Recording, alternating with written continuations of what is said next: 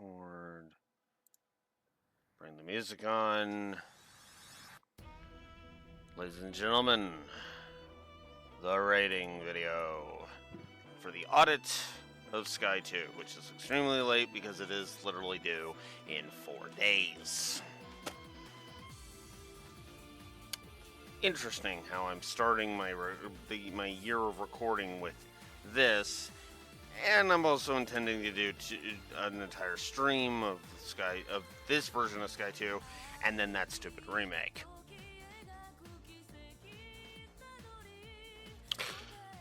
Shrug. 15 sessions, no cheats. Each turbo mode does not count. As per usual. Let's get started. Brickwork. Two general positives this time, with special mention to Loloc, Ruan, Genis, Grancel, Bose, and the Arce. Which apparently I ended it at the Arce, so I'm just gonna quickly fix that up. There we go.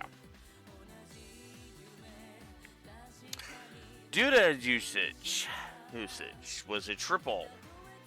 Hipple, no real individual places I felt were that great with Duda usage, so just a general use of it being a triple. Humor. Yeah, tell me you didn't see that coming. Triple.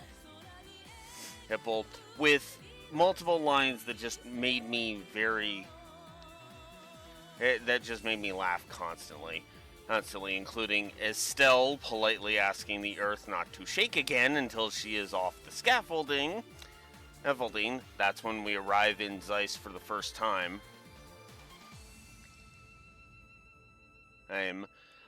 Tita shipping Agate and Annalise. I mean, do I even need to say more? No, I didn't think so. Zeke intimidating Olivier. Enough said, really. The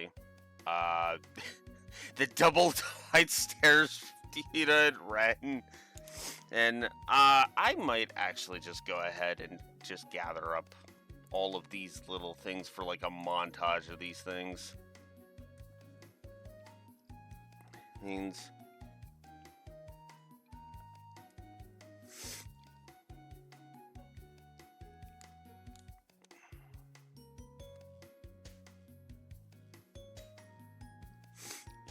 because yeah.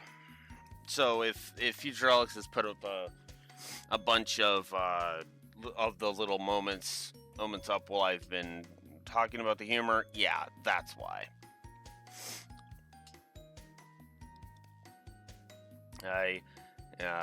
Olivier being dragged away by Agate for the night patrols, and Roland, yeah. Tita T-posing for dominance when she's watching over him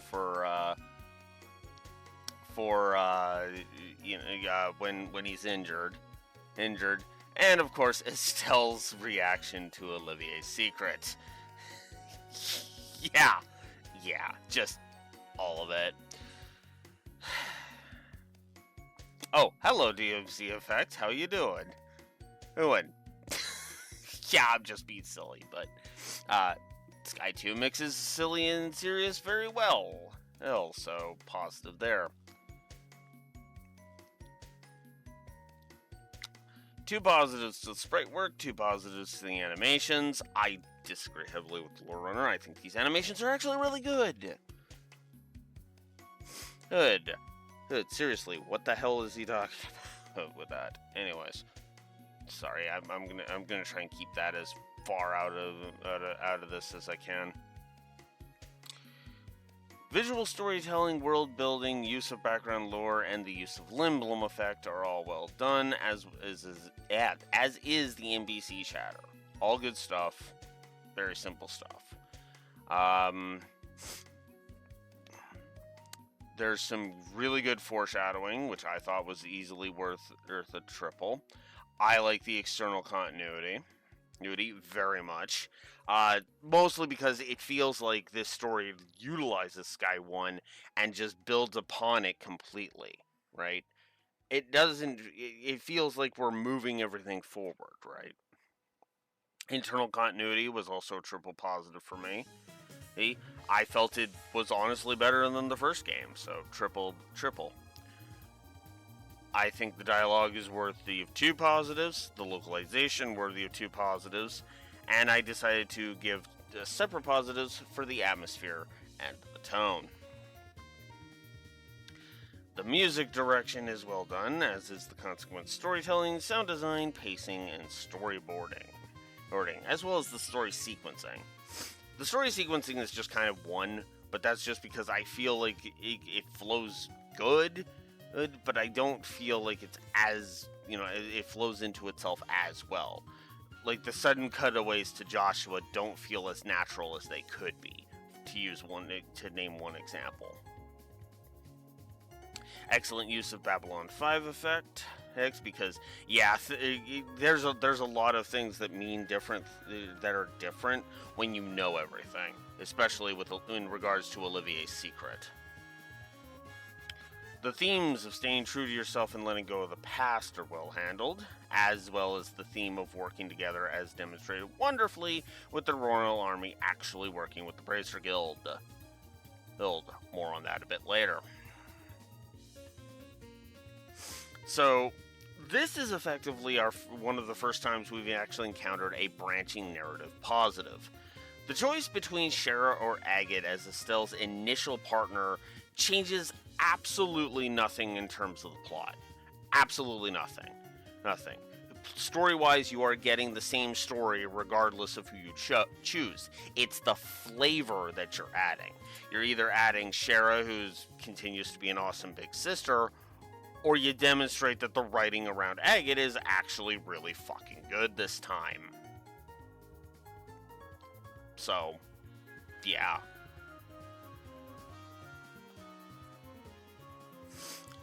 So, 58 presentation positives. I don't think that's a record for the series. I think we've had a few. Oh, there was a bunch of crap on my Joy-Cons here. Sorry, give me a second.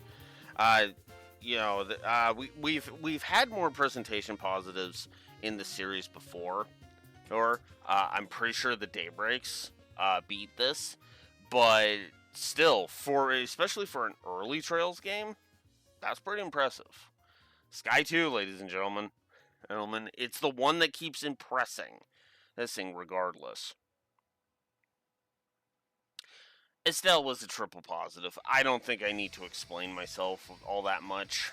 I love her. She is definitely one of my favorite JRPG protags. She's not my favorite protag in the whole series, admittedly, but she is definitely up there.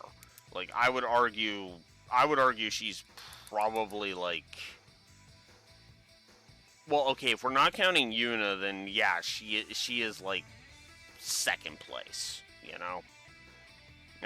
I feel like I could safely say second place, even without having gone through the rest of the series, especially having now audited this thing. I mean, the only thing that kind of drags her down is Sky 1, and even then, it's like, yeah. And, her growth is just beautiful and on full display, culminating in that final confrontation with Weissman. So, yeah. As much as he was Sir not appearing in this film last time, I do still like Cassius as a character. I think he's well-rounded and is a good character. And I do like that his struggles as a father are fascinating to watch. Joshua, I gave him a triple positive as well. I love his growth in this game specifically as he learns to trust in himself and others as he grows. Is when forced to confront his feelings and not just about his past, but Estelle as well. So, yeah, no, all of that is good stuff. All right. Then there's the other aspect of it that I put in the character section, but it does need to be talked about. And I felt like once I gave the positives to both Estelle and Joshua, this is where I felt like it was good to talk about it finally. After having given it some thought, I really do adore Estelle and Joshua as a couple. I get some find it creepy because of the whole adopted siblings thing. I get it. But again, the only person who ever really bought that on any level was Estelle. Well, like, I'm sorry, but them as siblings was never gelled with anyone. Everybody looked at that and said no. Like, even the NPCs were looking at that like, no. You know?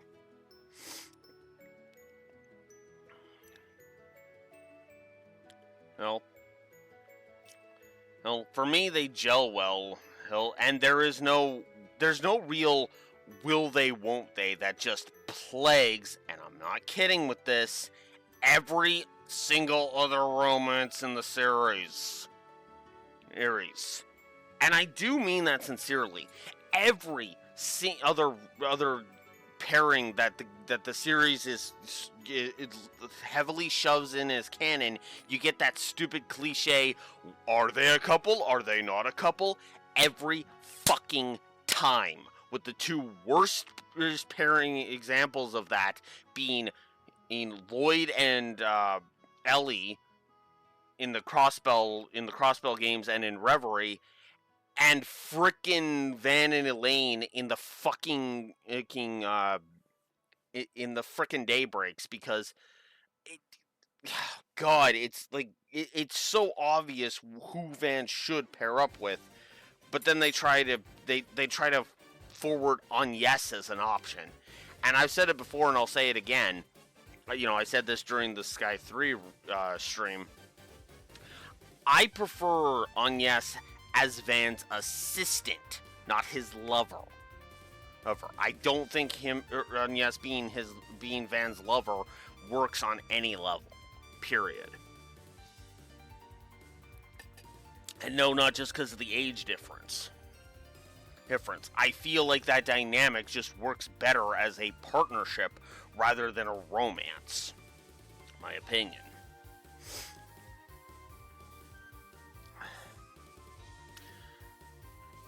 Annalise is awesome.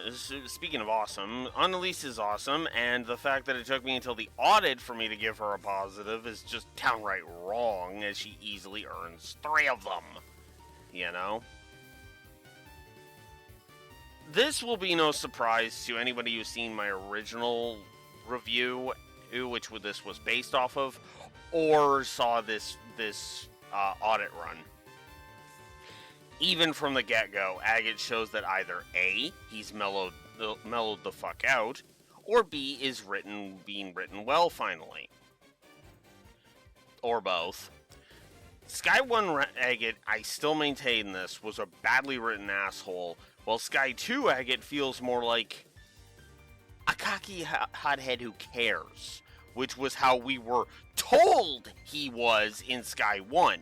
But here in Sky 2, we see it. Not one single fucking person says, oh, he's actually kind underneath all that gruff exterior. The closest we come is Professor Russell, Albert, saying he's rough around the edges, but he's reliable. That's the closest we come to that. Yet. So, yeah, he absolutely was a triple positive in this one. Also, I gave a positive to Agate's character arc because it is awesome. Speaking of characters who get better from between Sky 1 and Sky 2, General Morgan is no longer General Moron. He is General Morgan this time. He is legit better than he was in Sky 1, mostly thanks to him dropping his anti-bracers thing. Kind of. He still doesn't trust the bracers all that much, it's not gone completely, you know, so it's not like we just erase that aspect, retcon that aspect of his character right out. No, it's still there, but it's more of a case of a weird noise I heard. It's more of a case of he still has a hate boner for Brazers, but here he doesn't let it get in the way of his job. I actually sum it up better in the document than I did in trying to explain it out loud. In Sky 1, Osborn would curb stomp him in like every aspect. Here, I could see him faring well. It's just Osborn is, well, Osborn, and he's got a lot of fucking resources under his belt.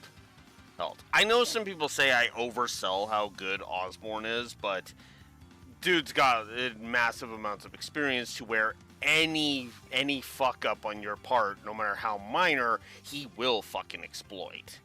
But it's why I harp whenever characters make stupidly obvious mistakes that even somebody like me, who doesn't really study politics on any level, would tell you is a massive fucking mistake that Osborn would take advantage of.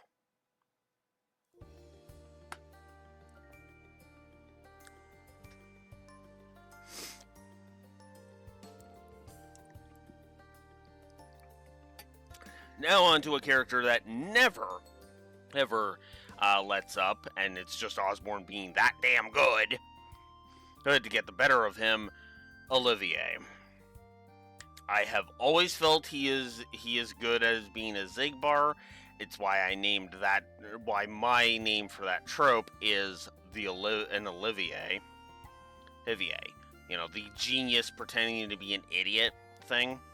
I think it works very well, and it makes his secret when it's revealed all the more satisfying. And make no mistake, hey, as I told the lore runner, do not mistake his flirting for a mask. The flirting is Olivier's personality. It's just he allows himself to be serious when the situation calls for it. I will not have this slander against the best bisexual icon this series has. Thank you.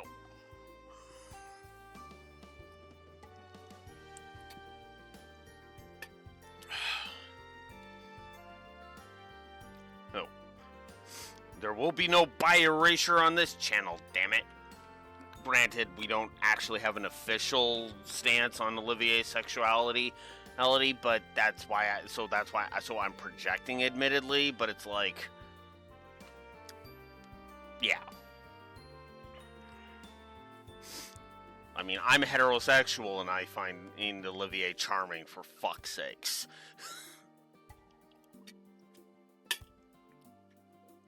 Anyways, speaking of cases of the not gays, he's Chloe, triple positive, yet again. And now, this was something I actually debated for a while. Right? Because here's the funny thing.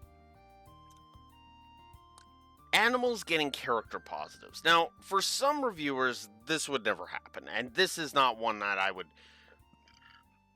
would dog any other reviewer for not doing positives. Though I actually got some flack for Past Alex not giving Zeke a positive. Yeah, this audit run actually made me go, yeah, no, wait. I gave Hugel over in East 10 Nordics a positive. Zeke absolutely deserves it, you know? I don't know if I think he would deserve it in Azure. We'll see, but here there's no questioning that. That's my opinion. Because honestly, his antics are hilarious. His bravery and loyalty are through the damn roof. I mean, the dude literally attacks an enforcer and an enhanced Jaeger, and the only reason he fails at the first one is because it's frickin' Blue Blanc with his bag of tricks, for God's sakes. Like, Like, and just several of his scenes are just plain gold. So yeah, triple positive there. Speaking of triple positives, Tita, yeah, I mean, come on, you should have seen that coming a mile away. You saw that coming a mile away, I'm sure. Especially after I gave Agate a triple, for fuck's sakes. You know? Professor Russell is still a hoot, and still freaking hilarious. Also, he acts like a reasonable parent, so that's a bonus. I like Kevin even here in Sky 2. We see his kindness, his observational skills, and in later scenes we see him catch on to things real quick. Him catching on right at the start of the Ren reveal is an especially nice touch. Shara has dropped her man-hating dialogue from Sky 1 and is awesome enough to warrant a triple. Niall and Dorothy are still positives because I still think they are fun characters. There's Kilika's still awesome, Jin's still awesome. Now we get into the characters. Some of those characters I did, was like, what the fuck, past Alex. But now we get into the characters where I really was asking myself, what the fuck, past Alex, when it came to everything. The Ouroboros members. All but one of them got positives this time. Whereas most of them were neutral in the first review. Yeah, needless to say. Blue Blanc. I think he is a delight, and I love his flamboyant nature and theatricality. There's just something kind of fun about his theatrics, you know? Then there's Walter. He's simplistic, but to be honest with you, I find him to be simplistic in an interesting way. In other words, he cuts through the bullshit and just gets right to the heart of the matter. He doesn't spend his time, hitting you with flowery dialogue. He just gets right to the punching you in the face. Right? Then there's Ren. I may prefer her later on in Daybreak, but she is adorable, and honestly, I kind of like her as a villain. Her character arc is fascinating over the 3 games where she is a villain. Quote-unquote villain when it comes to her third appearance, but whatever. Yeah. Speaking of awesome villains, Weissman. I gotta be honest with you, Weissman is probably my favorite villain of the whole series. And to be blunt with you, that's a pretty stacked roster when it comes to villains that I adore at the top. When it comes to main villains, Weissman's only real competition, believe it or not, is Gerard Dante's is over in Daybreak 1. Because Dante's was a fascinating take on a villain who was just who relished in his evil, but in a different way from Weissman. It's actually one of the things I appreciate about the writing of the Trail series. Each villain is different from the last, and it's only when they effectively start feeling like carbon copies of different characters that there's clunkers of villains, right? So when we get knockoff Weissman in Trails from Zero, that's an issue. That's a problem, right? So, I mean, hell, some people might look at Novartis and say, well, isn't he just Weissman again? No, Novartis is way different. There's a different flavor of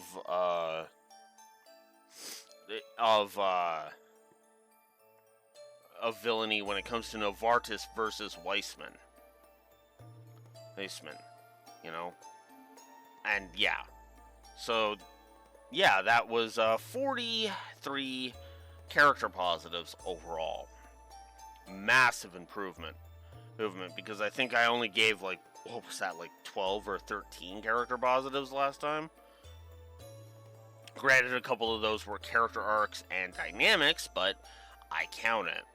Because that still has to do with character, in my opinion. So now we get into moments. First and foremost, a double positive for Estelle's confrontation with Cassius in the Garden Terrace. God, I love that whole thing. It shows that there's nuance to this. Yes, and a thing I need to check. Give me 1 second.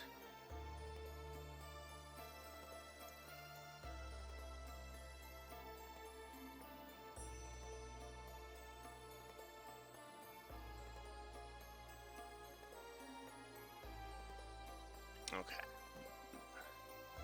Anyways, where was I? Right, so then there's the scene at the Bright House.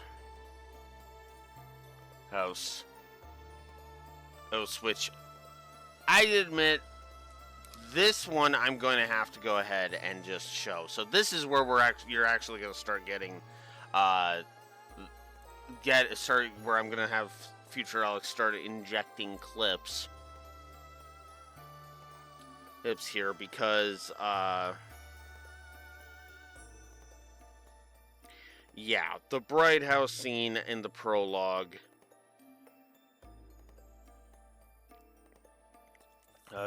is just fantastic. Love that scene. Shows that Estelle had fallen victim to a false hope about Joshua being there. I love Kevin's ability to be supportive, and Shara continuing to be awesome by convincing Cassius that he was wrong during the terrace scene. Now, we don't see, how she, what she said to convince him, but, like, the poignant point of where Shara stands on that was made when she declared that Joshua and Cassius were the worst men that were currently the worst men she's ever met in her life. Yeah. Ouch. And when you know Shara's backstory, that makes that line all the more harsh.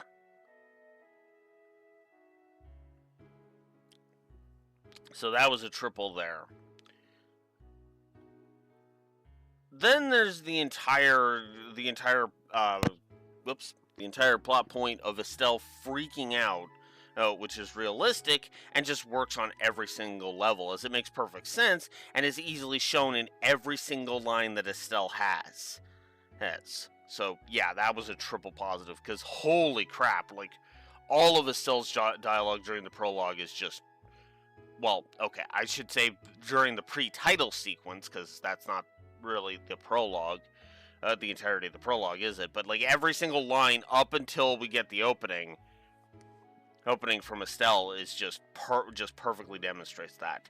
Speaking of, the opening is great yet again. Now, the intro, which I count as the entirety of the prologue, would be a wash for me, except for the scenes before the Lilac stuff and after it. Story-wise, anyway. It establishes where we are in the story, Estelle's goals in this, sets up our villains both through Cassius and the meanwhile scene involving them, and a peek into Joshua's status. The Lilac stuff itself is fine, but it really doesn't set anything in motion story-wise, not really. Hence why only a single positive. Then there's Annalise's rivalry declaration, which is basically just hilarious to me because of the misunderstanding.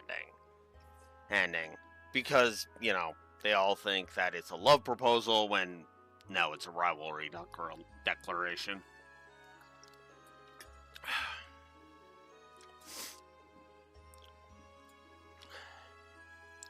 Then there's Estelle's heart-to-heart on the airliner to Rouen. Estelle and Shara's heart-to-heart on on the airliner to ruin in Chapter 1. I believe this is if you pick Shara as the partner, by the way. It's a nice and sweet and shows how many allies Estelle has and a bit where they are in the story. Then there's the whole meeting with Teresa and the orphans in Chapter 1 because Rouen is your first destination. As it's great because it honestly shows that Estelle isn't fully okay just yet, and that's honestly as it should be if you really stop and you think about it.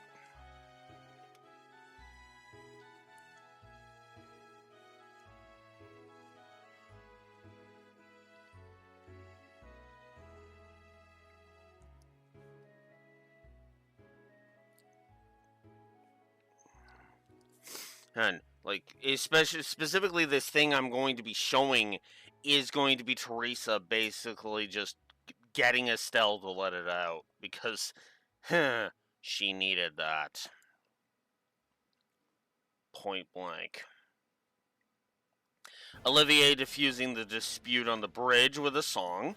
I'm actually that part I will admit I'm looking forward to in the remake, despite all of the other hang-ups I'm going to have with the localization, so there's that. Whoops! I clicked on the wrong thing. My bad. Sorry. Didn't mean to do that. I meant to just go here so I could see the timestamp because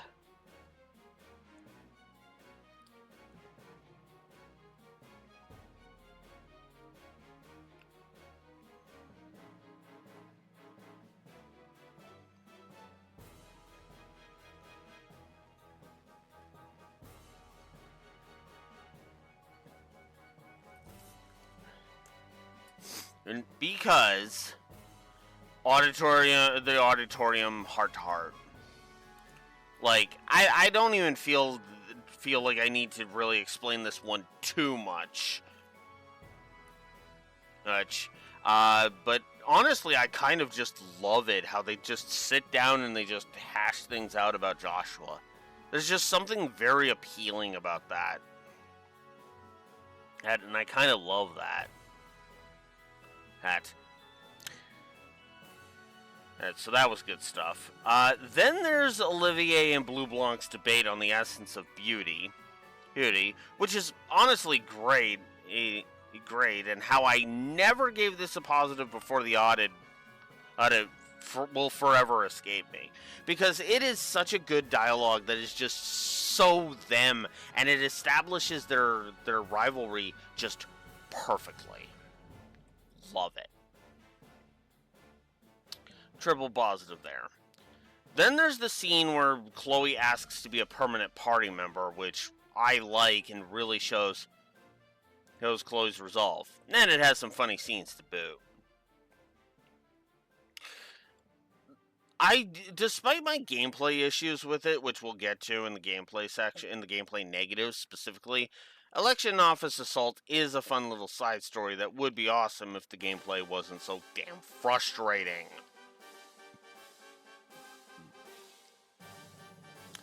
Then, there's the Princess Peach sections, which are the cutaways to Joshua specifically, in this case. They are great as they show a wider scope of the story and lets us get a clearer picture of what the hell is happening, especially with Joshua. Well, I don't really feel like I need to elaborate on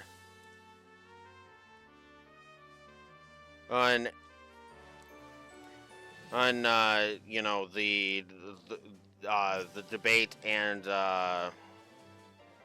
whatchamacallit, the Ren reveal is a different story. I do need to show a clip for that. The Ren reveal is awesome. Awesome, because it is such a great twist. It is well foreshadowed, and if you aren't paying attention, you will be blindsided by it. It even answers any of the lingering questions the player might be thinking about, namely her parents. It's a good scene, and yeah, triple positive for that reveal because that was awesome. Then there's Richard showing up to formally disband the intelligence division, which I think is a fantastic move to shove Amalthea's stupidity right in her face. Was that actually story -3 in this case? Give me a moment, I'm just going to scroll down to check.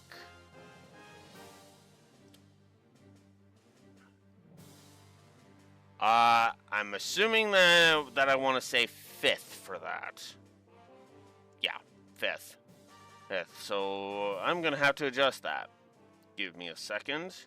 Where am I? Here we go.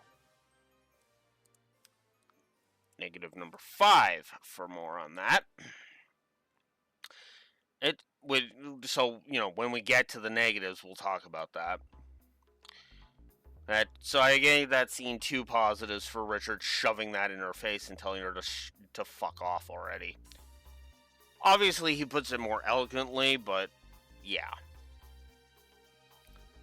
Then there's the scene right before the end of Chapter 3.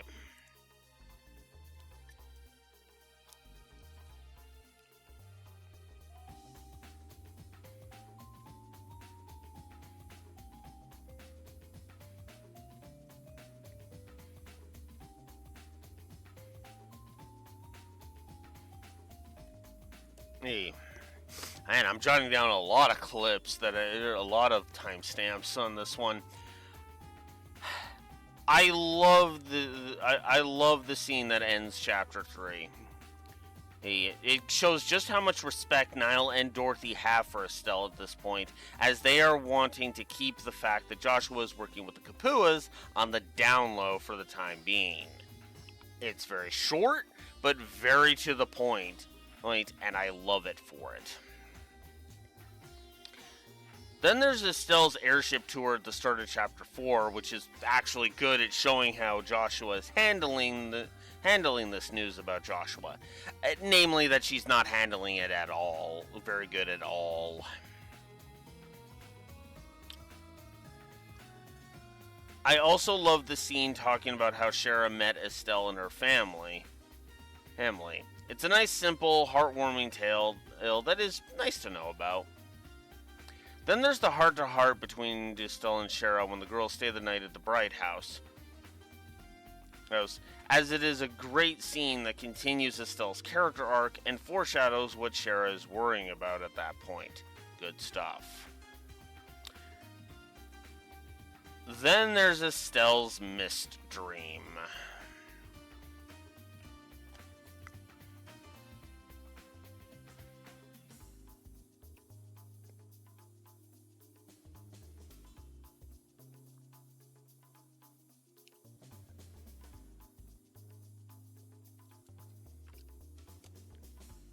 The mist dream.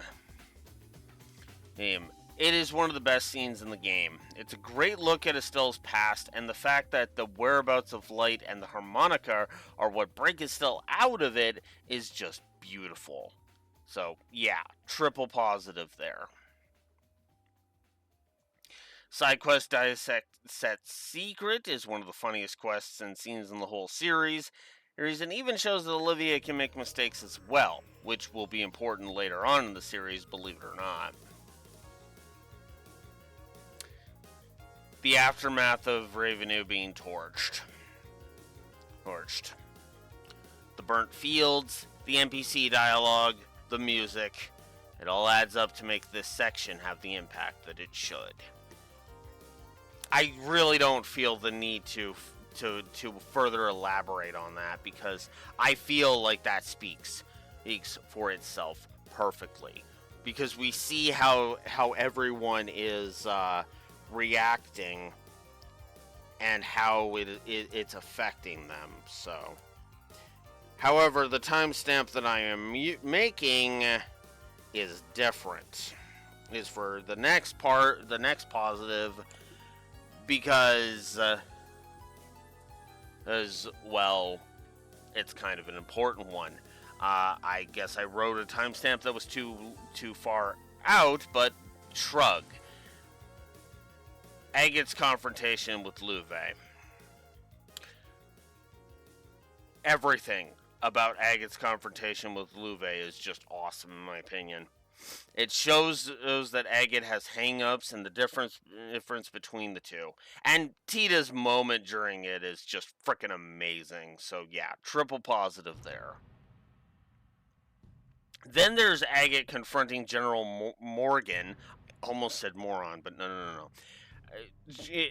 Then there's Agate confronting General Morgan after Louve leaves, and the sit down with Estelle after, which is just awesome. Because, well, at first it seems like Morgan is continuing his anti-bracer stupidity. At the same time, he does have a point, and it briefly becomes a debate about that Morgan admits that Estelle has a point, right, as well. So it's more of an actual honest-God debate that he's actually understanding. Like, he does end the thing by saying he will take working with the Bracer Guild into consideration, but that's still better than what he was in Sky 1. In Sky 1, he would basically punch Estelle in the face. He's and bonk her head with a few times with the butt of his fucking rifle just because she's a Bracer. That's how much of a fucking arrogant twat he was in the he acted like in the first game. Here, he takes the suggestion under advisement because, again, they're dealing with extremely dangerous criminals. And I'm sure he doesn't want Maybell kicking him in the dick. Which I'm sure she did in Sky 1, off screen, of course.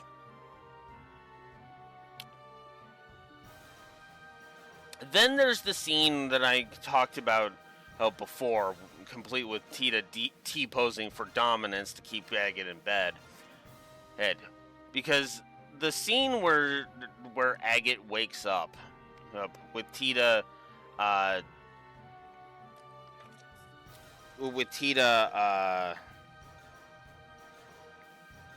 caring for him is just gold. I love all of that. It's so good because I'll just read out my note here. Agate finally has to take a long, hard look at himself and realize that all the crap I gave him in Sky 1 made him awful there. Right? Now, I know that some people say that this backstory should actually negate the issues that I have with Agate in Sky 1. Here's the problem.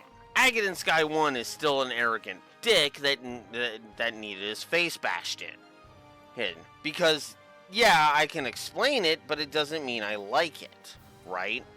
And that was always the problem with it. That was always the issue that I had with that. But here, he actually does finally...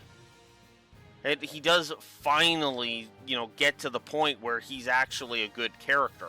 And this scene is just completely shows off why,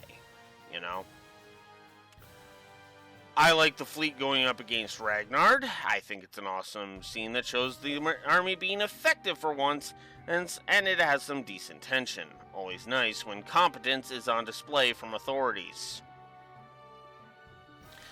The aftermath of the fight with Ragnard is awesome and shows Ragnar's true colors as well. Then there's the scene at the Ravenue grave at the end of Chapter 5, which shows off General Morgan, Agate, and Louve off. So that's cool. And then I also gave a triple positive to Chapter 5 in general because, honestly, it's my favorite chapter in the game story-wise. Everything it does for Agate, Tita, Morgan, and Louve is just plain gold for me. So, yeah. Then there's the side quest, Memories of a Distant Day. At first, it seems like a simple missing persons case, but then it's revealed that the missing person is Lila. it leads to a touching scene that I admit got me a little choked up, as I like Maybelle and Layla. So, yeah, I ended up giving that quest a triple positive. Perfect time for this song to show up, because now it's time to talk about how Eastman capturing Estelle and pulling the join the dark side. We have cookies cliche. So, it's a common trope where the villain will ask the hero to join his side. You know, that's why I call it come to the dark side, we have cookies. I heard that in school and it just stuck as what I mentally call this kind of scene. I wonder if I should put it into wolfisms now that I'm thinking about it. Anyways, it still feels as though the one here makes perfect sense even from Weissman's perspective, because either Estelle joins him and he has another agent, possibly two if Joshua then returns, or he can simply dispose of her since, you know, she's at his mercy right now. Good stuff. Then there's Louvet explaining the tragedy of Hamel.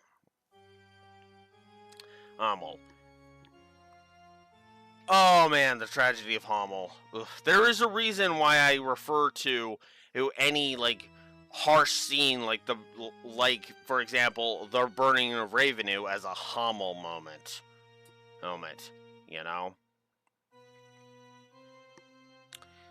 Now, granted, that's actually more so thanks to Cool Steel 3, actually, admittedly, but the point still stands, you know?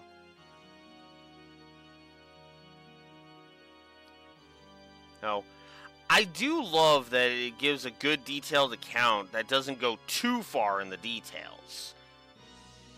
But it is still cold and unrelenting. Oh, he could have went into more details, but some of the details, whoo boy, we didn't need those. We got the picture. We didn't need all of the details, you know. Anyways, then of course there is my favorite scene in the whole fucking game, and this music is not appropriate. So let's get a better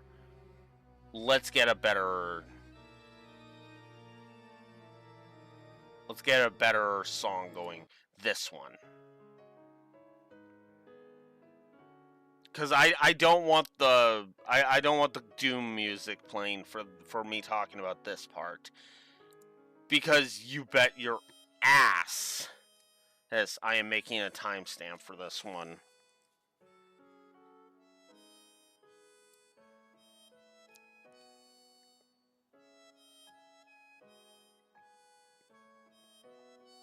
The beach scene.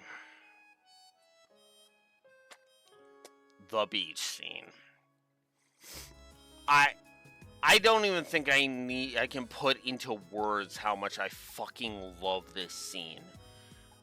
The ultimate heart-to-heart between Estelle and Joshua on the beach is the best scene in the game for me. It forces Joshua to re-examine himself after hearing Estelle's point of view, shows not only that, but Estelle's growing across Sky 1 and 2 brilliantly. I fucking adore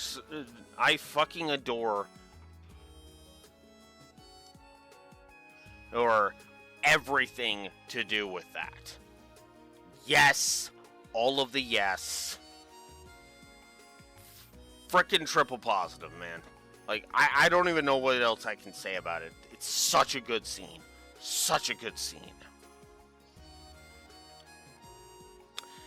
Then there's the scene between Jin, Walter, and Kilika on top of Carnelia Tower, which sets up a later scene and that shows off that Kilika is no slouch herself. Something that we will, of course, be seeing in full effect both in both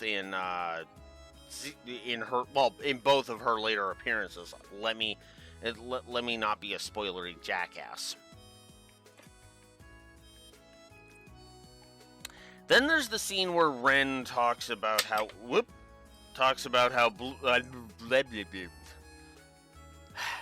Then there's the scene where Ren talks about how Ouroboros found her. So, and shows off that it might be a bit more complicated than you might think. You know? Now, some people take umbrage with, Ren's door because of this scene when it comes to Sky 3. I disagree, but whatever. Shrug,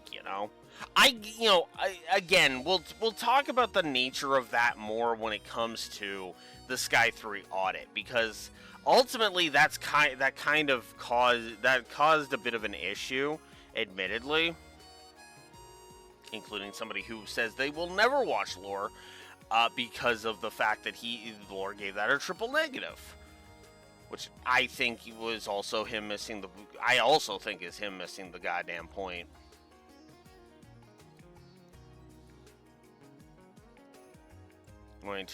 Like, it honestly feels like he hates the fucking series. The Lore Runner Sky 3 review really makes it feel like he fucking hates the series. Like, not just loathes, but like fucking despises. That review, if you take it out of context, makes it seem like he finds the Trail series to be black licorice. Like, fuck. Anyways, where was I? Right. Good gameplay story integration in Chapter 8, despite my hang-ups with the concept of the chapter. Then there's the optional dialogue in Chapter 8 if you visit the orphanage, which is great as a nice follow-up to earlier in the game when Joshua was absent. And seeing the kids trying to help Teresa is also just great. Then there's Gilbert getting owned by Zeeg during the hidden side quest, The Occupation of Ennis.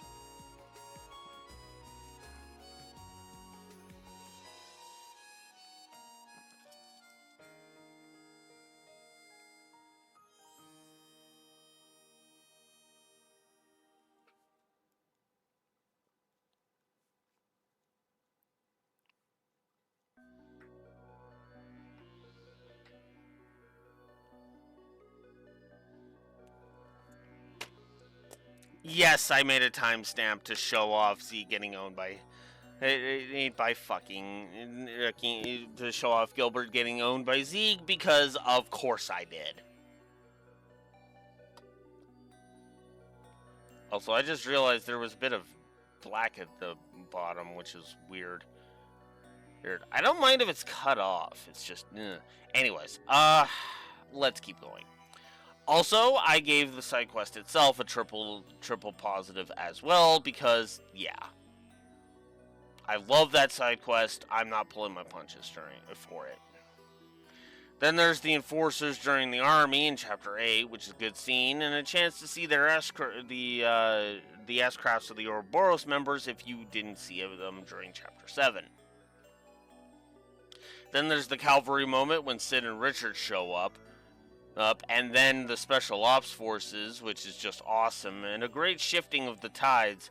Hey, it says it makes perfect sense that is how we turn things in our favor, so 2 positives there.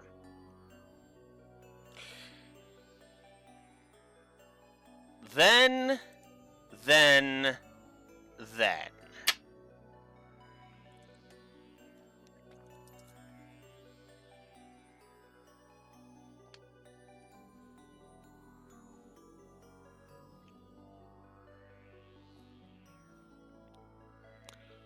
So, if you're wondering why I'm so selective with my timestamps, it's because I kind of would prefer you to just watch the stream. Because, again, this is kind of just meant to be like a highlight reel, right? It's not meant for me to basically just show you the entire stream. Just highlights of different things. But this timestamp absolutely needs to have a clip, because the reveal of Olivier's secret, namely that his real name is Prince Olivert Rice Arnor of Erebonia, and yes, I have to say the full thing, is my favorite scene in the game. Even if I don't think it's the best scene, it's the best scene. It is my favorite. One of it is my.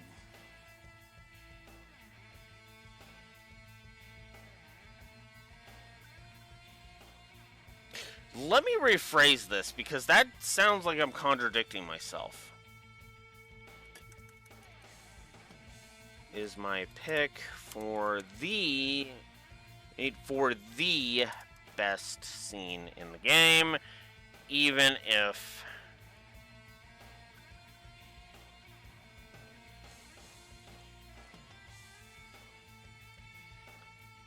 it's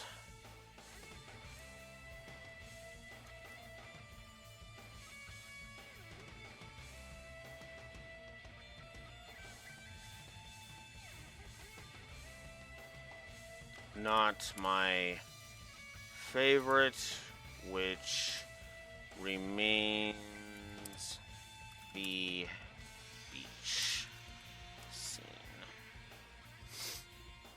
So, but the secret is still a damn good one. This is my favorite scene, even if the beach scene is. I think I said it was my favorite. Look, I have two favorites, okay? It's basically a tug of war. Ask me tomorrow and my answer will change. Ask me in an hour from now and my answer will change. Because they're both great scenes. Anyways, the reveal of his secret is just great. Great.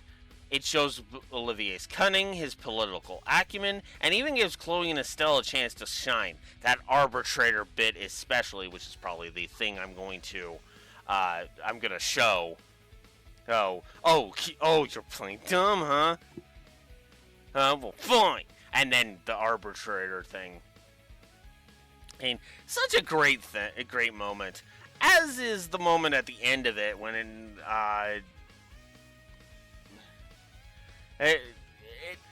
well, okay, I guess what I'm actually giving more positives to was the plan. So let's also talk about Olivier and by extension Cassius's plan here. So first, Osborn uses the LibreArch's appearance as an excuse for invasion. Make no mistake, it is an excuse for invasion. Osborn has literally used lesser reasons to annex a place. Just ask Jirai about that sometime.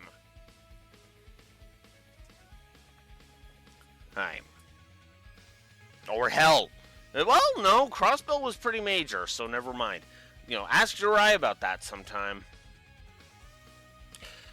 But yeah. But thankfully, Olivier manages to almost effortlessly maneuver around that easily. And then there's the fact that he essentially planned for not only Chloe to show up, but banked on Estelle being with her, which happened. I mentioned in the whole.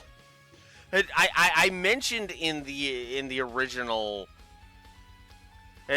I mentioned on the stream the exact same thing, and I think I'm actually going to chance it on this one.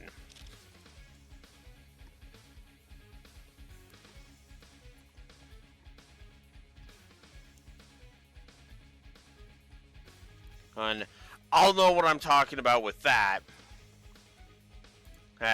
Because let's be real here. There is one thing that Olivier is saying when he sees Estelle has accompanied Chloe. And that is this. I've won. Exactly as planned.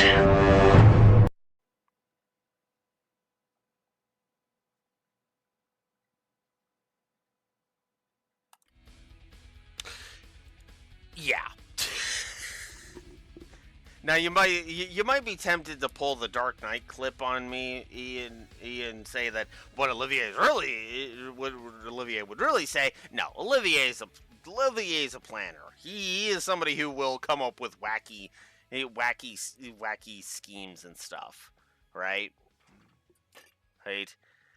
And then there's the fact that he steers and spins the negotiation in a way where LeBurl wins.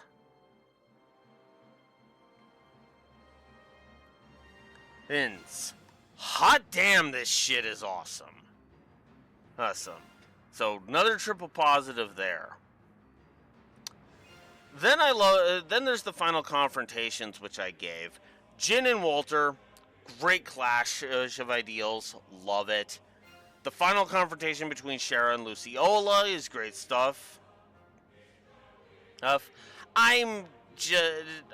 Even if I don't like Luciola, I will say the final scene with her is actually really good, especially if you bring Shara. Then the final confrontation with Ren is great, whether or not you realize it now. It's a huge step in her character arc too, so great stuff.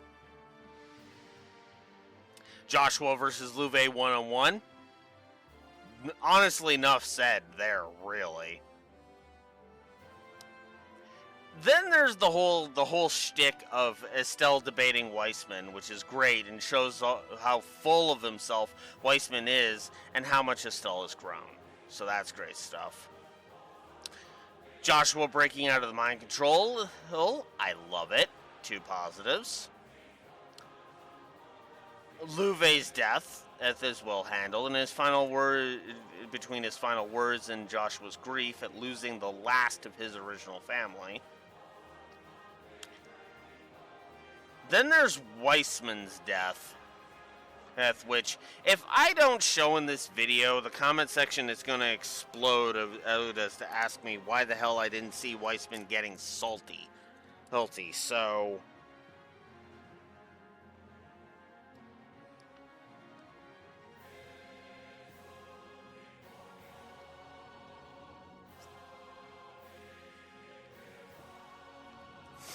So, yeah, I do like the scene where Kevin kills Weissman with that bolt, which came from the salt pillar in North Ambria. It is so goddamn poetic. And actually gives us interesting insight into Kevin that is expanded upon in Sky 3, which is awesome. Then there's the post-credit scene with Estelle and Joshua at Karen's grave, and a positive for the outro in general.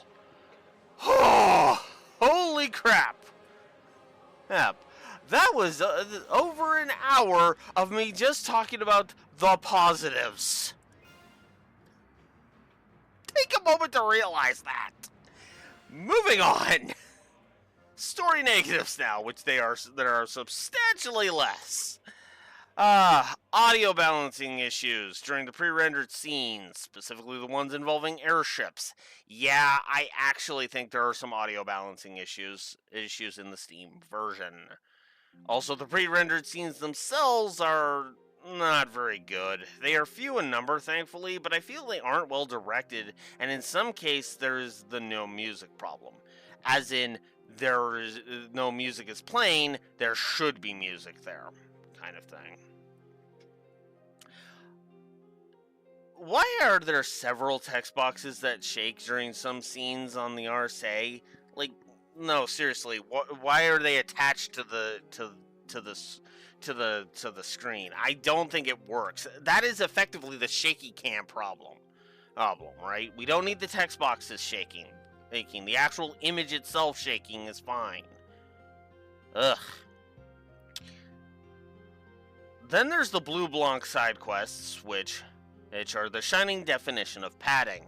I felt they were way too damn repetitive. I am going to test you. Test Estelle and your... test the princess and her companions. Constantly. Okay, whatever, Blue Blanc. So, Amalthea. Oh, Lord. I don't even know if Amalthea was a wash in... Whoops. I don't even know if Amalthea was a wash in the Sky 1 audit, actually. now that I'm thinking about it. So, let me just quickly scroll down and check. Heck, give me a moment. I don't even know if you're seeing me scroll down. Oh, no, you aren't. Cool. Good. Good. Because then that means I'm not disturbing it. Okay, let's see.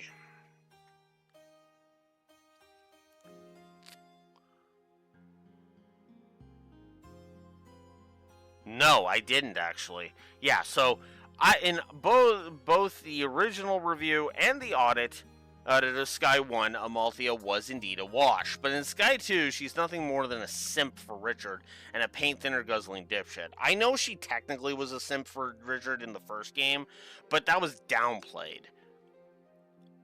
Hey, like, prime example is when Ren whips out Powder Mater. It puts everything she fought for in the last game to risk, and yet it's not until Richard himself tells her to wake the fuck up that she does so. Like, and it's all because she would be telling the info to Sid and Julia, which is just, go fuck yourself, Amalthea. You are literally going to fuck everything in the ass by not talking to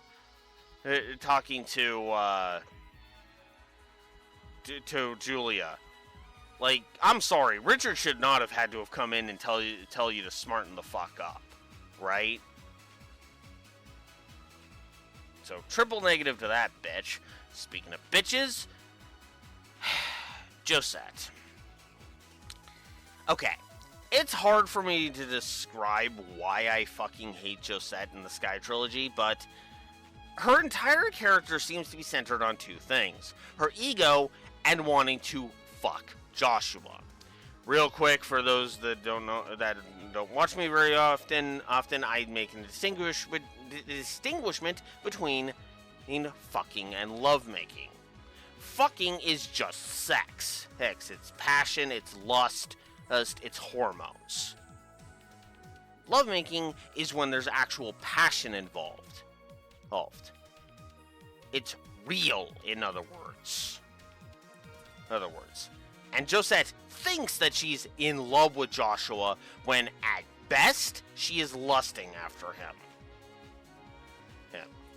Because if she truly loved Joshua, she would realize that she wasn't into him and wouldn't literally insult the woman he actually is in love with when he's standing right in front of her. And while talking to him, no less.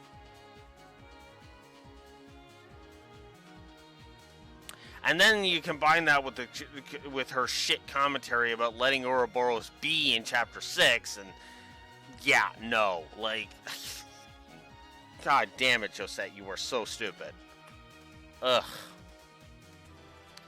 And then there's Kyle, who is no better, as the narrative wants him to seem smart, but his bullshit in the final dungeon just makes him more of a headache than he should be, and arguably worse than Josette, because at least she knows how to care about her fucking family. Like, honestly, like, that was supposed to be one of the whole big things with the Kapuas, right? They didn't have much, but they had each other. And this moron says that she should have left the only family she has, captured by Ouroboros.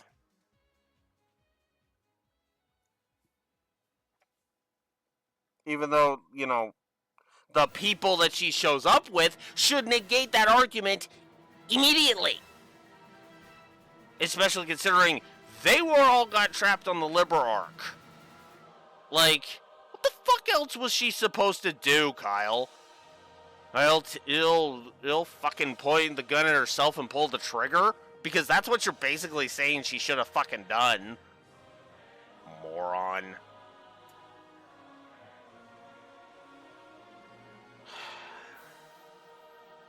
Yeah, triple negative for just how bipolar it is. Ugh.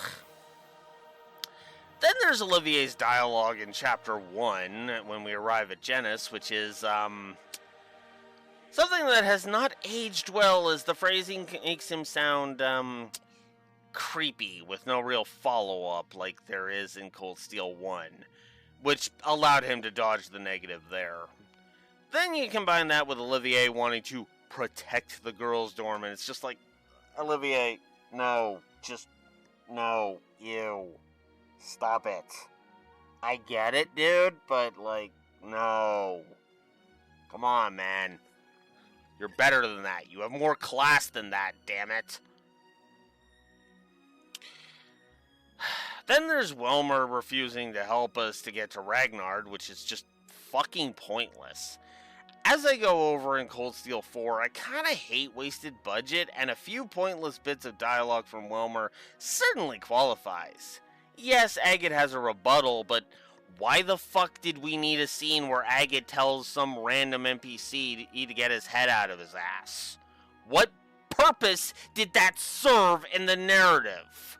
I'll answer that question for you. Fuck all!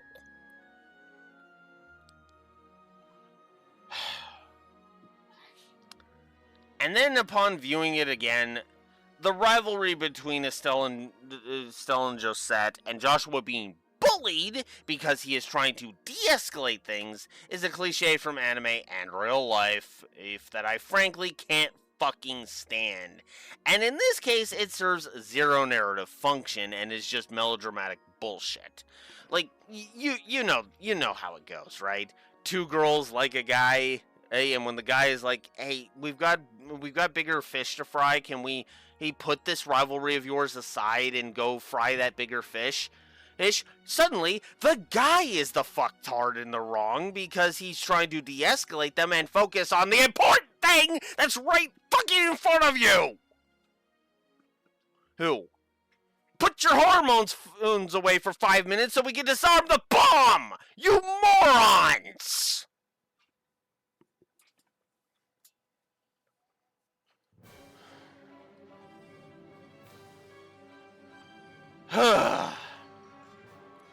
Then there's the scene I alluded to when I was bitching about Kyle up in the character negatives. The scene where she reunites with her family. Oh my god, I hate that scene. And I'm not even gonna dignify that scene by showing you a fucking clip of it. I don't care. I am not sullying this rating video with that fucking scene. Fuck that scene. It is easily the worst scene in the entire fucking trilogy for me. Bar none. In the entire Sky trilogy, it's the worst fucking scene. Period. I gave that 6 negatives for fuck's sakes, because I gave an extra fuck off to Kyle being a dipshit. Because, again, Estelle and Joshua being right there should negate it. And he even acknowledges that Estelle and Joshua are there, but he still says Josette was doing the wrong thing.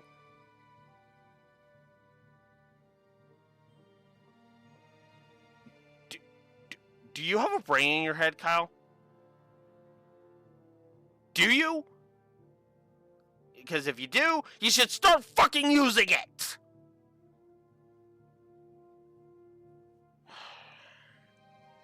And then I gave the fake out with Estelle and Joshua's death a double negative, because no, I'm sorry. You can present it well, but you still did a fake out death, so no, go fuck yourself, Elf Game. But that's it. Only 26 negatives. There it is. Moving on to the gameplay now, which did not fare as well as the story. Go figure, it's early trails. But here we go. 2 positives for New Game Plus, triple positive for the music, a positive for the tutorials, which are also helped by the fact that they are informing, and the hand-holding is so minor, it might as well not even be there. So, there you go. Info in game was 2 positives, NPCs being helpful yet again.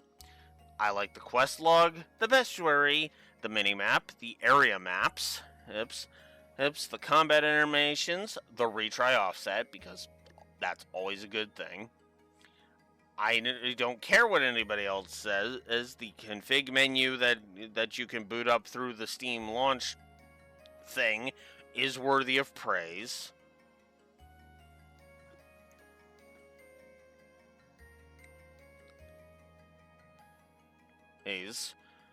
I don't care.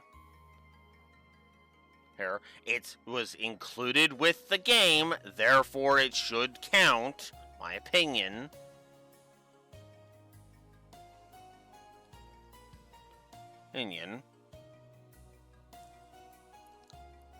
So that was 2 positives for that.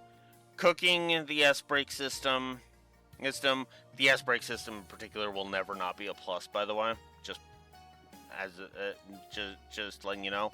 As will full heal and level up. I'm pretty sure that I will always give that positive, because God, that is such a godsend when you're leveling characters. Holy crap. Decent combat menu interface for me. I like the HUD. Okay.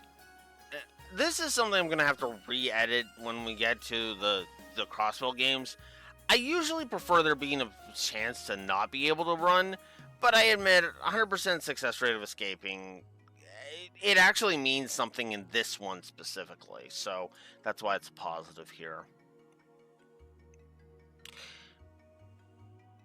The enemy variety, enemy design, and encounter design were all positive worthy. I gave the itemization and loot a triple positive because there's a lot of really good itemization in this game. With a special mention to the economy, specifically in terms of the cost of stuff in shops, and how the game will give you fuck tons of septif. The kit in general in this game is vastly improved from Sky 1, and between the crafts, the quarries you get, and all of that stuff, really good. I also give special mention to the fantastic variety in the quartz. So there you go.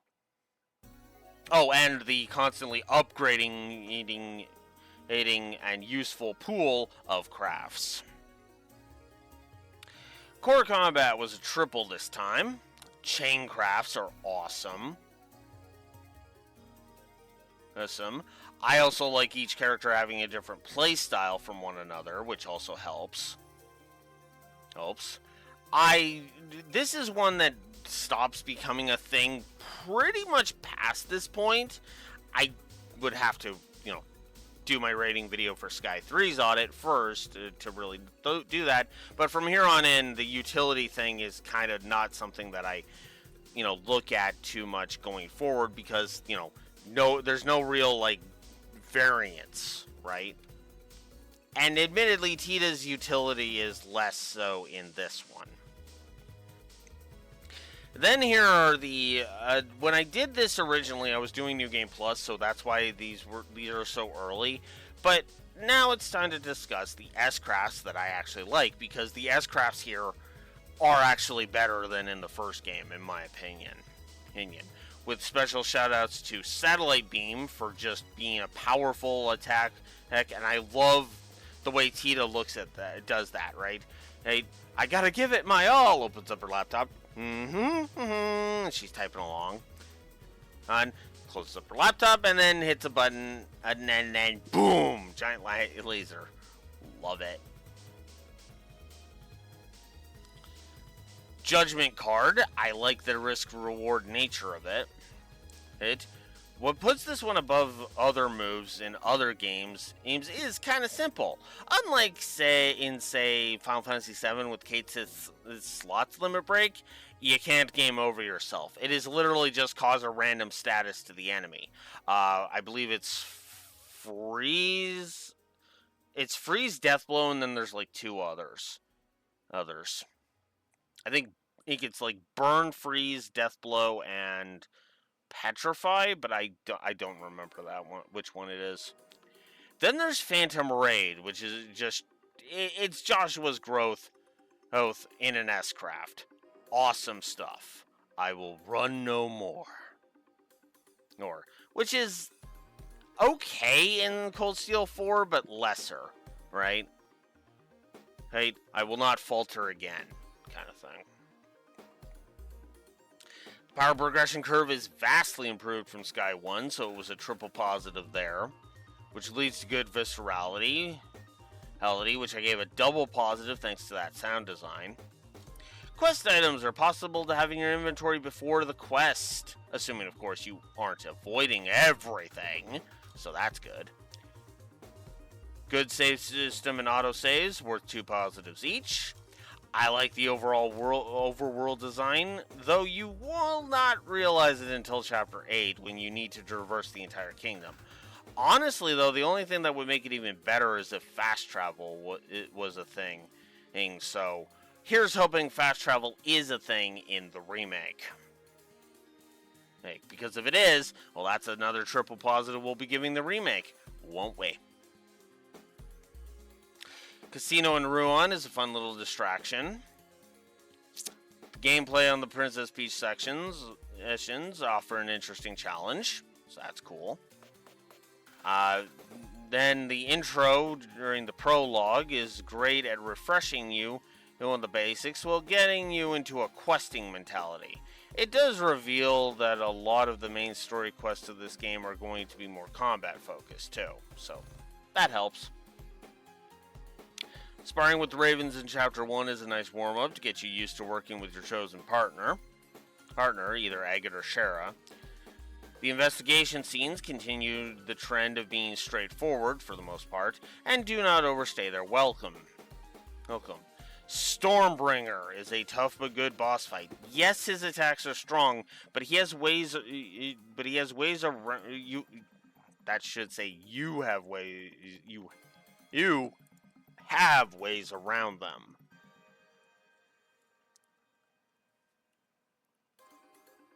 You have ways around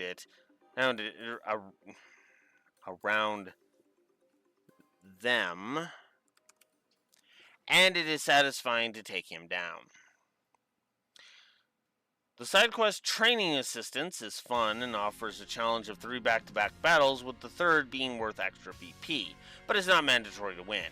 It's kind of cool, I must say, and honestly, with how well designed that third round against against Sid is, I think it's a triple positive. The Oriole is a great boss fight, right, when not on New Game Plus. It has some health, is resistant to physical attacks, and is fair in the sense that you can't get you can get out of the way of its main gun attack. Heck, I like it. I think it's actually a well-designed fight, triple positive. Then there's the supposed to lose fight against Mueller during one of the Princess Peach sections, which I like. It showcases what he can do. Oh, and with the right strategy, you can actually win that fight. Then the fight with Ragnar is just plain epic if you aren't doing New Game Plus. He hits hard, takes little damage, but unlike with other fights, it feels appropriate with this fight. He is honestly my pick for the best fight in the entire game, with the Oriole coming in at a close second, and as such, triple positive. Pale Apache is another decent boss fight. He does hit hard, but it still feels fair if you've been keeping up with the leveling. So, the first Blue Blanc fight. Yes, his ads are status effect loving whores, but honestly, it still feels like there was actual design put into it. Namely the fact that when there are multiple, only the real one can be hit. The interesting gimmick of this fight is what saves it, honestly. Which, actually, fun fact, I think I hated the gimmick last time, now that I'm thinking about it. Though, I think the gimmick is actually worse in the second fight, more so than the first. The Walter fights are another tough but fair set of fights, as while Walter does a decent chunk of damage, it honestly never feels cheap with annoying tactics except for his S-Craft, and even then he doesn't spam it, so yeah, no, he fights fair. Good stuff. And I also want to give a special mention to the final round, and as it adds an interesting super attack while continuing to have Walter fight extremely fair. So, the first time you fight Potter Mater is fun, despite coming right after the bullshit fight with the petrification bots. Fair fights are always appreciated. Good gameplay story integration during Chapter 8. From a gameplay perspective, I liked the occupation of Genis. I felt it was really fun. And I do like that it's not a stealth section, showing that they learned their lesson from Sky 1. So, double positive there. Then there's the final fight against Ren and Potter Mater, which is just fantastic. Oh, it's hard, no question about that. And Potter Mater can revive Ren, but it's not a full revive, and it takes priority in Potter Mater's AI script. On top of that, Ren's AI seems to have her not be a cheap bitch and play fair, which, as I mentioned above, with the first Potter Mater fight, is always appreciated. So, yeah, no, I ended up giving it a full 3 positives for being the most fun, fair, and properly one of the most fun, fair, and properly challenging fights in the game. Probably my pick for the third best fight in the game, if I'm honest. Then I also enjoyed the fight against Weissman before he uses the Oriel to power up, which is great, as it feels cathartic to take him down a peg. Even with his ads and the constant arts barriers, he still fights extremely fair. And honestly, I think it's a double positive. With a positive to the outro as well, just because despite everything from the final dungeon being crap to some of the boss fights being cheap, I still think it was a lot of fun and cathartic elements come together to make this finale good, in my opinion. Replayability plus, which I'm sure you saw that coming. And then there's the little things like the Agate and Shara choice, which I would argue does mix things up for an additional replayability plus. So, there you go. 91 positives to gameplay. Now let's get into the negatives. There are a few issues with lag during cutscenes, and it kind of annoys me too much. It happened in gameplay a few times as well. The on-field enemies continue to be annoying. They are overall better than in Sky 1, honestly.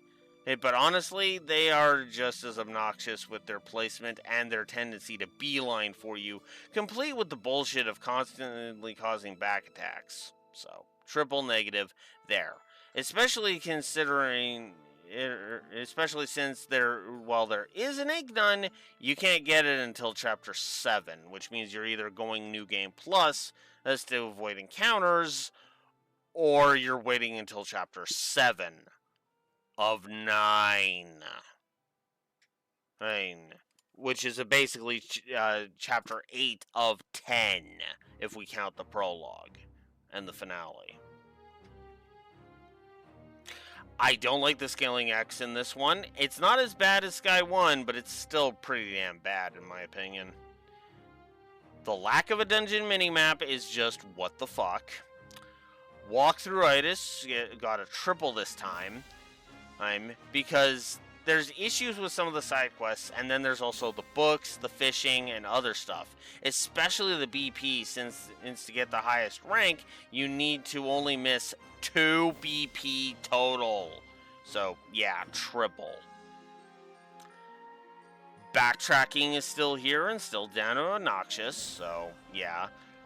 And it isn't so bad, honestly, until you get to Chapter 8 and realize that if you want to 100%, you need to suffer it quite a bit. Hope you got the cloak quartz from Ren's Tower. Because there's only one, by the way. I feel like Sky 2 has a severe gameplay padding problem, so that's a triple there. Then there's the dark areas, which aren't rampant and only one of the 3 is long, but they still suck as you can't do any fighting without having night goggles equipped.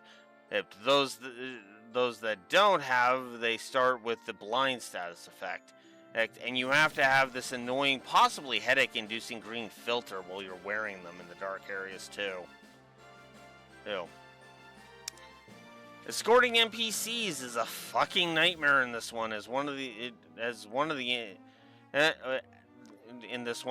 the enemies seem to constantly go after them, and in some cases, one-shotting them. Yeah.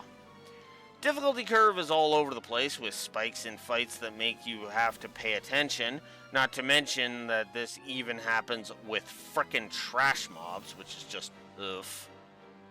I have never liked the Sky Trilogy's fishing. Never have, never will. You know, it was ultimately harmless in the first game, but here, yeah. It takes resources, it's finicky as fuck, and feels way too RNG heavy for its own good. Combine that with a side quest that requires fishing, which Sky 1 did not have, and you have a recipe for disaster.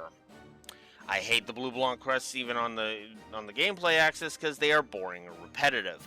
Go here, view a cutscene, solve a riddle, go to that location, see a cutscene, solve another riddle, go to the next one and get a cutscene. Rinse and repeat constantly. Now there is one exception to this, and that's the post Chapter 4 one. And that has a bullshit fight against his dust monsters, complete with the same HP stealing and damage sponge nature.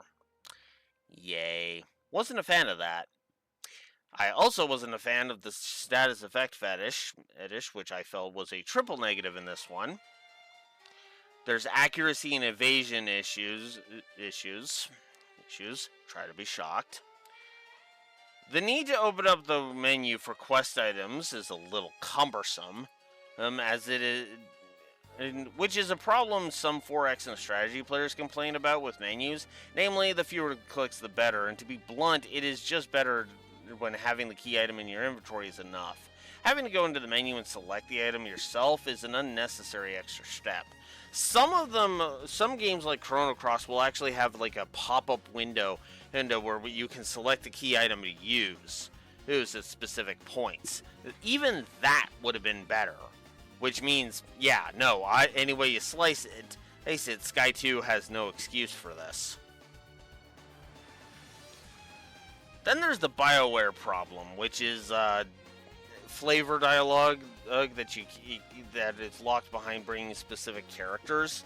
It's a little annoying, needless to say.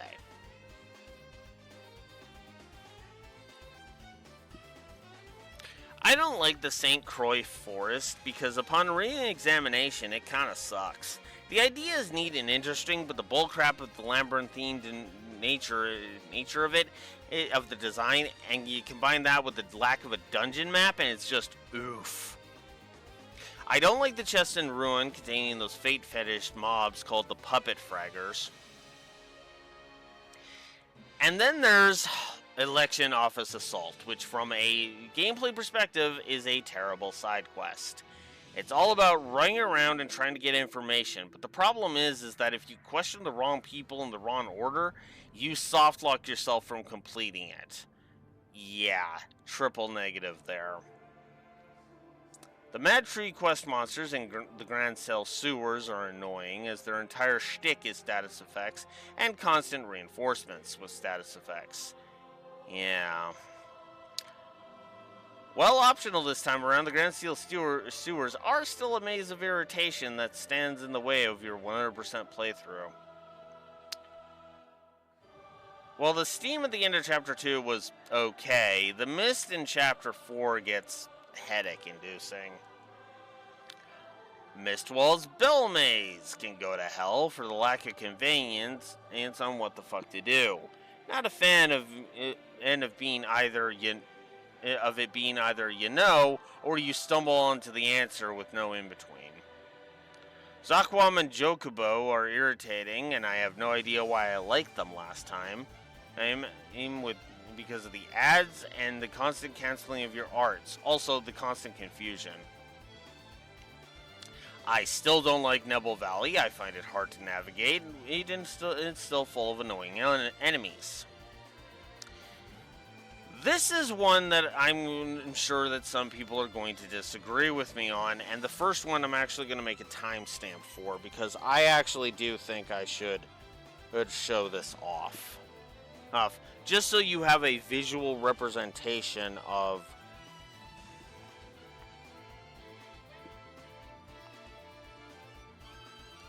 this.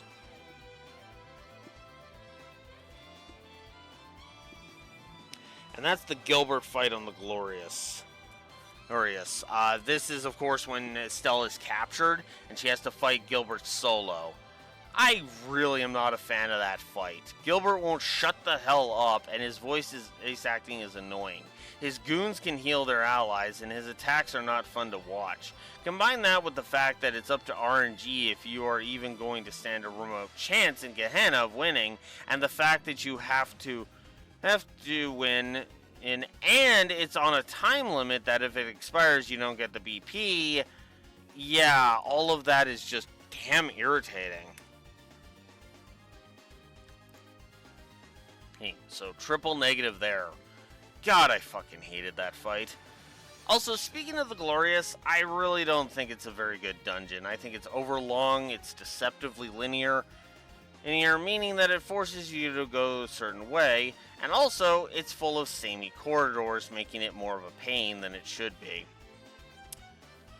Then there's Saffrel Tower's Altar Space, which is just annoying and boring as sin. The layout is just hallways that are barely less railroaded than Final Fantasy XIII. The constant forced encounters and just that should be added to the padded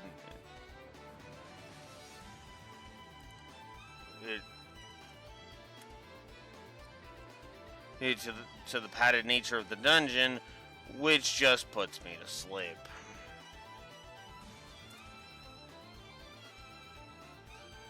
There we go. Which I guess is the point, but it's also still kind of dumb. Fighting Ren on top of Emerald Tower is irritating as hell. Multiple enemies that move all over the place with insane range and petrification beams that they love to spam, as well as Ren herself loving to poison you. Combine that with the fact that she is programmed to always utilize her S-Craft right off the bat, which can, and often does, inflict death blow, and yeah, 2 negatives. Triple negative to the Abyss Worms in Chapter 8. I don't really feel like I need to elaborate. Earthshaker. If they are damaged at all, they will activate a Earthshaker. Ugh. The biggest issue by far is that that is the biggest thing. Earthshaker is stupidly overpowered. Also, at 12,000 HP each, I feel like they have too much health. However, they don't even compare to the actual worst fight in the game, Armored Hydra. Oh boy.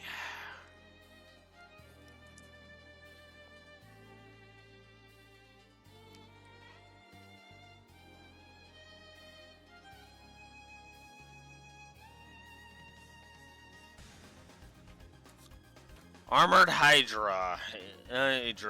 Yeah, I'm gonna have to show this off. Defense is way too fucking high. HP is way too fucking high. Able to drain EP and CP as well as HP.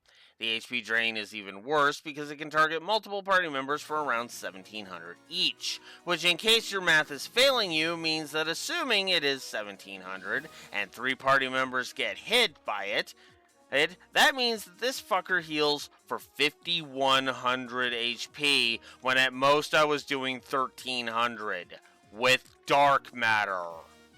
Yeah, fuck this fight. I know what fight that is now that I've read my negative for it. And then I also gave an additional 3 negatives negatives to that HP drain specifically. In fact, if you factor in that most guides claim you go Bose, Ruan, Zeiss, and Roland, which means you have one caster in your party to circumvent his defense, which makes his HP drain even worse. Yeah, I hated that fight so fucking much. Hate that fight so fucking much. Then there's Chapter 8 from a gameplay perspective, which just absolutely sucks ass.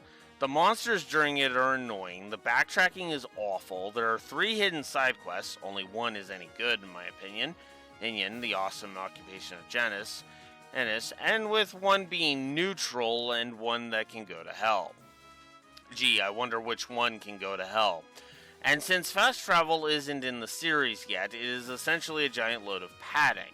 Honestly, if I were to rank all Trails chapters, this one would be damn close to the bottom gameplay-wise, so triple negative there. I also gave a triple negative to having Julia Mueller join you just before Axis Pillar, which is such a hyper-fail moment for me because they are barely better than your main party if you've been leveling them. They honestly don't do anything that the rest of the party don't already do. Josette is honestly the exact same, which now having gone through it again means that, yeah, no, triple negative there. Then there's the second Riot Arm fight, which is just awful. First, the Riot Arm enemies have way too much HP, their defense is too high, and the ads heal it as well.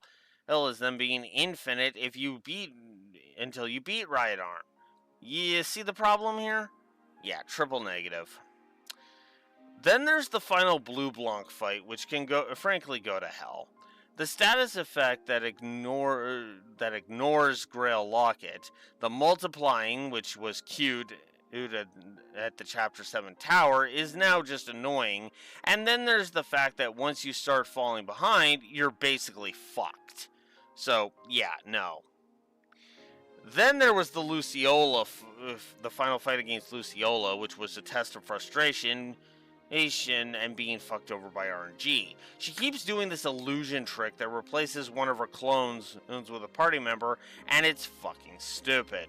Never mind the fact that it feels like the game cheats its balls off, especially with how often she uses her S-Craft, as there was one round she did it like 3 to 4 times. Yeah, triple negative there. Then there's the Liber Arc / Axis Pillar, which upon reevaluation is just plain not good. On a New Game Plus run it's fine, but on the first run through you are suffering through padding, railroading, and obnoxious trash fights that just plain blow. Never mind the fact that it's here that the game ramps up the status effect fetish to 11, fucks you in the ass with it, and then demands that you beg for seconds. It's not the absolute worst in the series, but does continue the trend of bad final dungeons in the series, so triple there. I also gave the Louve fight a triple negative as well. Hell, I really don't like how cheap as fuck Louve is when you fight him. Fight him with those clones and just all of that ridiculous power. It may make sense, but it's still not fun. Then there's the final battle against Angel Weissman, which is just awful, and it all stems from one problem: Grail Locket ignoring confusion. It's stupid, irritating, and can basically make a hitting retry take forever if RNG decides to fuck you.